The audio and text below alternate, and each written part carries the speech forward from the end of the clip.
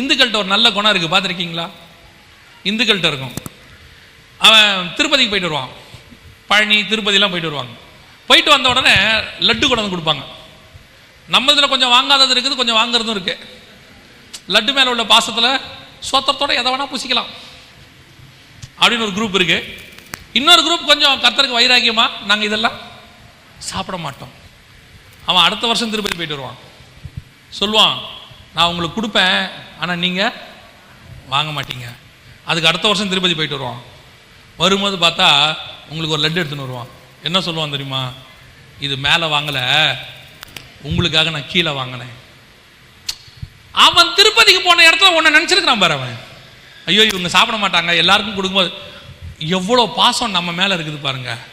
அவன் வச்சிருக்கிற லட்டை விட நீ வைத்திருக்கிற தேவன் நித்திய ஜீவனை கொடுக்கிறவர். அவன் ஆத்மாவுக்கு தேவையானவர்.